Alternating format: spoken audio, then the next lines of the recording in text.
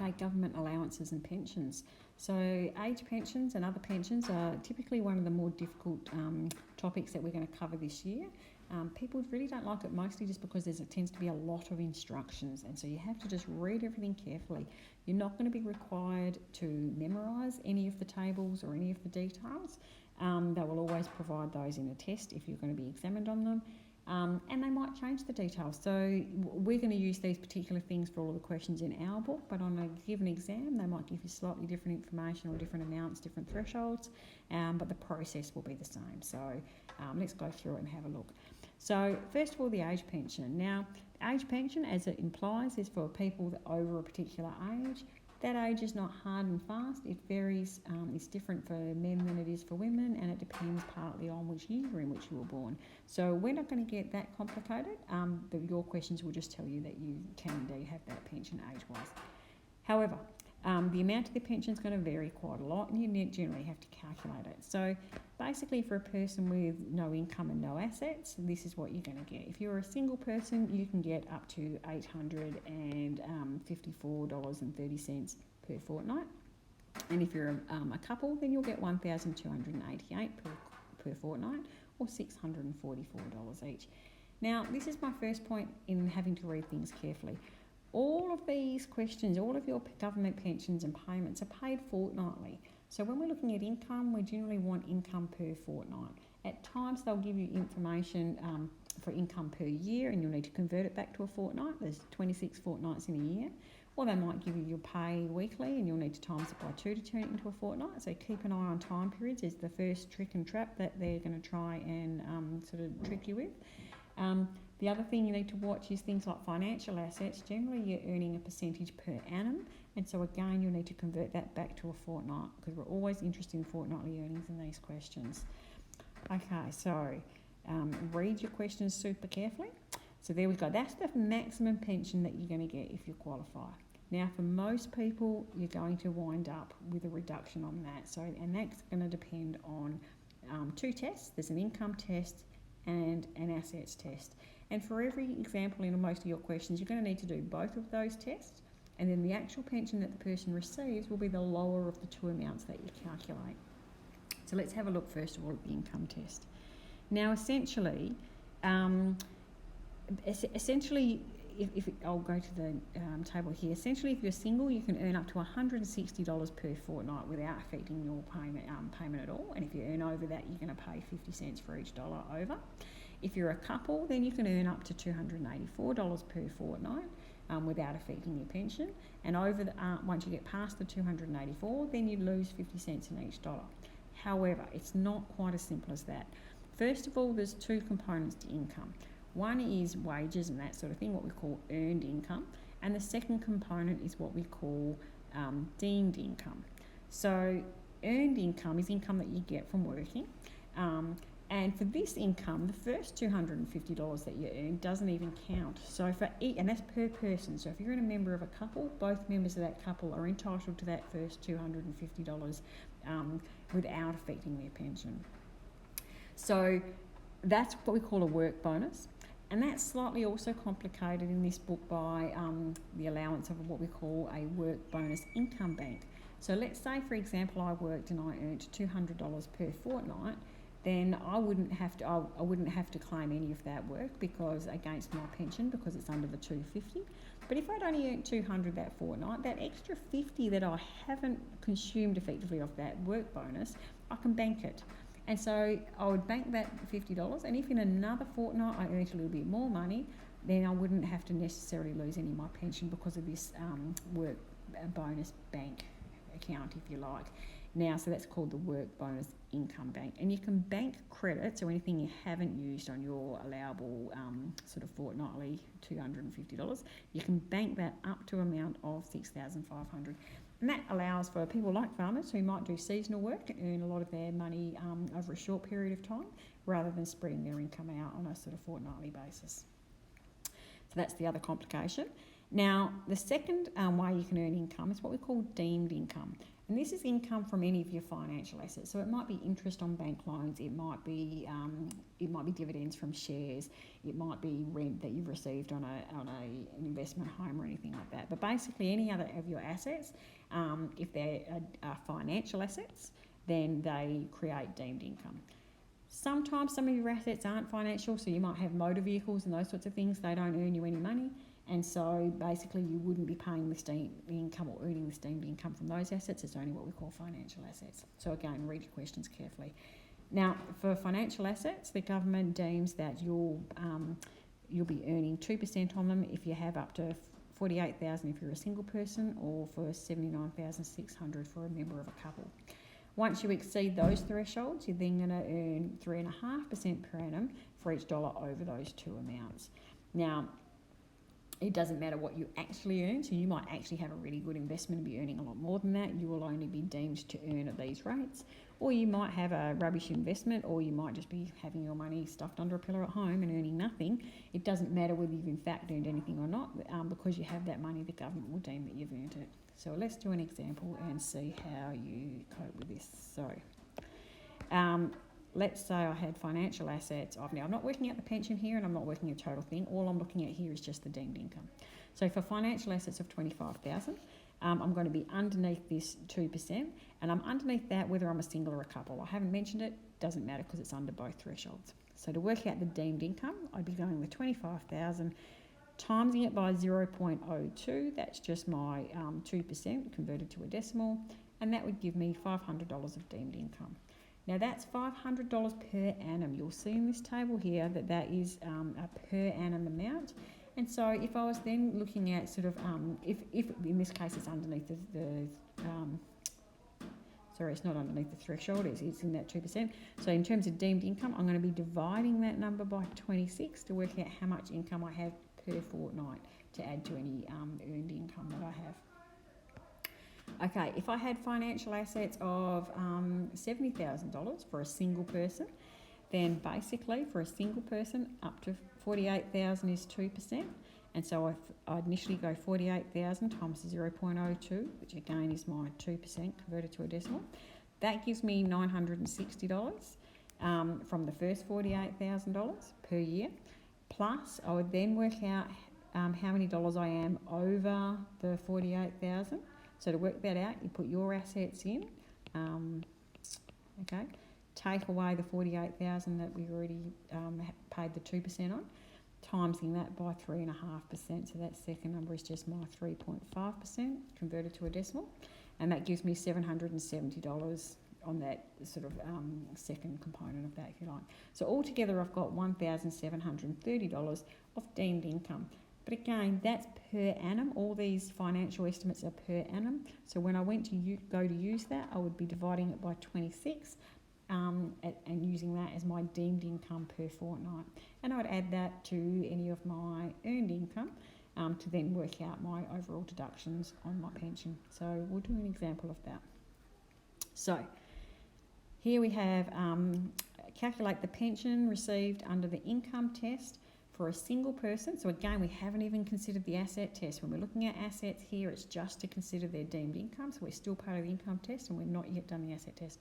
So calculate the pension received under the income test for a single person earning $200 per week with $20,000 in financial assets. So the first thing I've got to watch is, again, read your question carefully. So this is per week, and I know I'm always dealing in fortnights. So the first part of my calculation here is going to be to convert that to and I want the pension. So my full pension, my pension would be equal to what my full pension would be. So let's go through this. So as a single person, full pension, if I was entitled to it, will be this $854.30. So I'll come down here. So 800. And I've already forgotten the number. No, goodness me. $854.30. So I've got $854.30, and then I'm going to take away the deductions that I'm going to get. So I'm going to bracket this. Be super careful with BIMDAS because this is always a problem. So I've earned $200 per week. So I'm going to times that by 2, which would give me 400, of course, per fortnight. The first 250 per fortnight from earnings doesn't count, so I'm going to take away my $250 there to get my actual earnings that are going to contribute to here. Then I have to consider my deemed income. So plus my deemed income. For $20,000, I'm under that $48,000 threshold, so I'm going to pay 2%. So 2% converted to a decimal, times that by my 20,000. And that would give me my earnings, my deemed earnings per annum, and I only want it per fortnight, so I'm going to divide that by 26. Now that would give me my full income so far. So if I just change colours here, that's my earned income. That bit there is my earned income after the allowable 250 that I don't need to count. The second part here is my deemed income, in case the question asks you for it in bits. And I'm allowed to earn up to 160 as a single person. I'll show you that table here. So here we are. I'm allowed to earn up to 160 without it affecting my income, and then I'll lose 50 cents. So what I'm now going to do is take away the 160, because the first 160 won't count. That gives me all up this whole earnings that are going to actually contribute to this, earnings. And for each of those dollars over that 160, I'm going to lose 50 cents. So I'm going to times that by my 50 cents. And that's going to give me my final deductions. Now let's see, what have I got here? Okay, so what that's going to give me is a final answer of $851.61 per fortnight. Now, if you wanted to break that down, I'm just wondering if I should have shown you that step by step. Basically, I wound up with earnings of 165. So when you did this whole earnings here, the earnings wound up being $165.38. And then, which means I'm only $5 over my 160 that I was allowed. And so basically then timesing that, $5.38 by 50 cents gave me a deduction of only, $2 and a bit. And so that's why that's not giving me very much of a deduction in the end. But that would be my final pension there. So that I sort of did it as one full equation. It doesn't matter how you show you're working. You might have worked out your income first and then taken away the 160 and then worked out your deduction and then taken it away. As long as you show you're working so that's sort of logical and we can follow it, you can do that. What I've done here is basically put it into one comprehensive formula. And I think I have put that formula in your notes. Let me have a little look-see. I think I've put it in your notes down here. So this is my summary of a pension under the income test. And I've basically said that you would first of all get your full pension, which if you're single is the $854.30, or if you're a couple, the $1,288. You would then take away whatever your earned income is, take away the 250 that you're allowed. The little asterisk here is to account for the fact that it's per member of a couple. So if you had two people, if it was a couple scenario, each of those people would take away their 250, and then you'd add their deemed income. Now the deemed income is always in two bits. So your first bit is 0.2 times your 48,000 or your 79,600 if you're a couple. If you're under that, then it's just the 0.2 times whatever your asset amount is, financial asset amount is under that amount. And then add to that 3.5% of any of your assets over there. So you go 3.5% times whatever assets you do have, take away these first cut-offs, which have come from that first part of the equation. They are per year, so you then divide that by 26 to turn it back into a fortnight. That gives you your total income. So from that, and I ran out of space there, so I've had to come over the line, you then subtract the 160 that you can earn, or the 248 if you're a couple. That gives you your total earnings over the amount you can, over the threshold if you like, and then you're timesing all that by 0.5. Be super careful of BIMDAS. Watch all these brackets. So what you can see here is that I've put a bracket around these total earnings, take away the amount that I'm allowed to earn, and then made sure I've times all of that by that 0.5. I had a second set of brackets in here, but just make sure you're careful with the opening and closing of brackets so you don't introduce any sort of BIMDAS errors. Okay, let's go back to your next example. So that was that one. Let's do another example. The pension earned under the income test for a home owning couple with one partner earning $250 per week, so again per week, so I need to turn that into a fortnight, and one partner earning $300 per fortnight, that one was already in a fortnight, with a combined financial assets of $400,000, excluding the family home, because the family home doesn't count as part of your assets. Okay, so let's go with this one. So the pension, in my formula, I always start with the full pension. Now this was a couple, so for a couple, the full pension is the $1,288. So if they had no earnings and no assets, that's what they'd get. And now I'm going to take away their deductions. So I'm now moving into what are their deductions. So first I need what their income is. So the first partner earned $250 a week. So times it by 2 to turn it into a fortnight, which will give them $500. But take away the $250 that that person's allowed to earn without affecting the pension. Plus I've got the second partner. So it doesn't matter how I'm going to go sideways, will I? So plus I've got the second partner who earned $300 per fortnight. So for this person, $300 per fortnight, take away the $250 that she was allowed to earn. And she would also be banking this extra $50. So she hasn't used her, she has used her full credit, and so did he. So that's okay. If they didn't, they would bank the excess. So she's going to take away her $350, and then plus they have these combined deemed assets. So for these guys, they had $400,000 worth of assets. So this is going to need to be done in 2 steps. Their first, and I'll go back to the table to show you, their first $79,600 will earn 2%, and after that they're going to earn 3.5%. So hopefully we're going to have space here. So 0.02% times the 79,600. Plus for every dollar over that. Now I'm getting really squeezy for space here. I might actually redo their assets underneath here. So 0.02 times the 79,600 plus for each dollar over that. So they had 400,000. So 400,000 take away the 79,600, which they've already paid the 2% on, or earned the 2% on. They're going to pay or earn 3.5% on each of that. That would give you their deemed earnings for the whole of the year. So we need to divide that by the 26 fortnights per year to turn it back to a fortnightly earnings. So that's their total earnings. We've got earnings from income up the top, less their work bonuses. Then we've got their deemed earnings, which is here. But they are allowed to earn up to... Where is their amount? Hang on, we'll go back to the table. They can earn up to $284 between them without upsetting that at all. So we need to take away the $284,000. So where are we?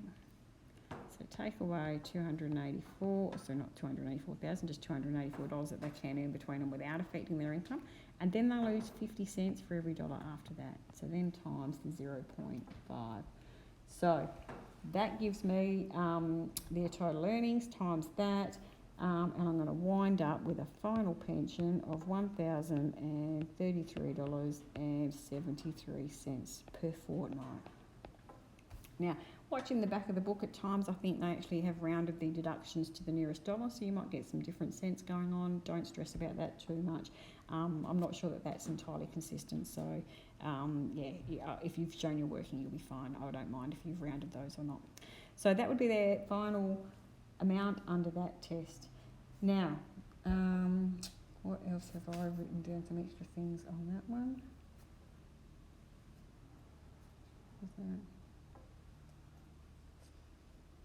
Okay, if they'd asked for the total earnings, well then you'd be getting the earnings from the pension plus the earnings from each of their jobs and giving a final answer on their actual earnings as well.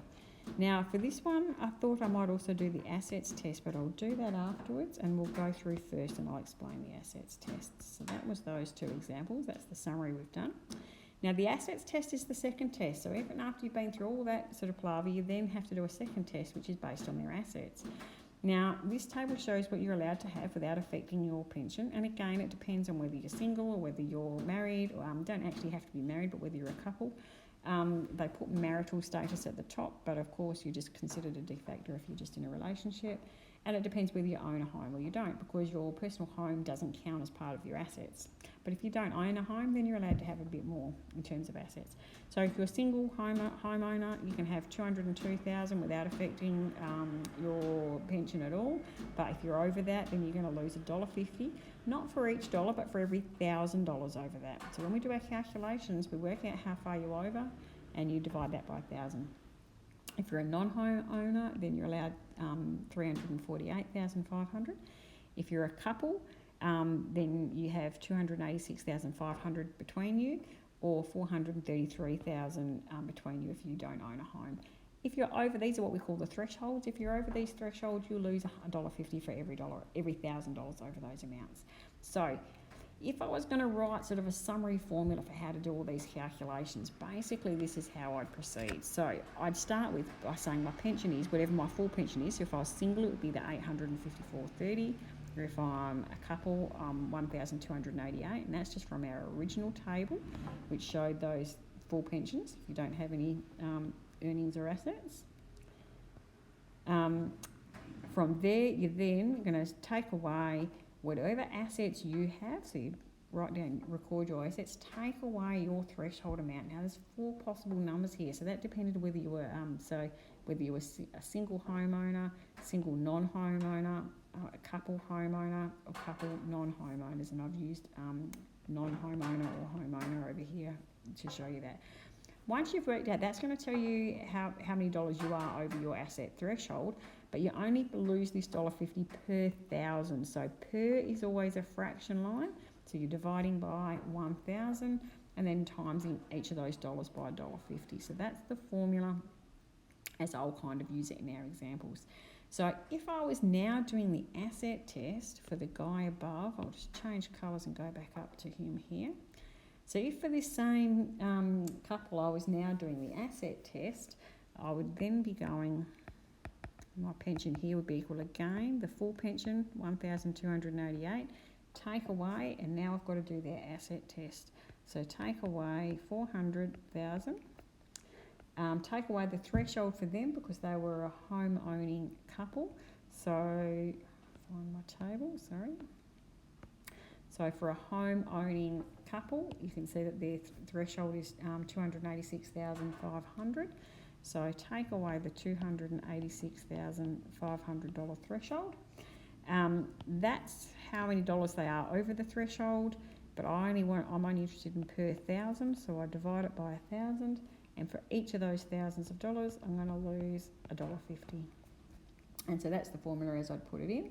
And that would give me a final pension of $1,117.75. Now, we always choose, in the end, the smaller of the two. So if we were looking at the 2 possible answers, under the income test, I'd get the $1,033. Under the assets test, I'd have $1,117. And so it's always the smaller of the 2 amounts. So in this case, what they're actually going to earn is the $1,033.73 per fortnight. And so that would be that. Now, what have we got next? I might end that video there because it's going to be getting a little bit long, and we'll do a few more examples before we move on to the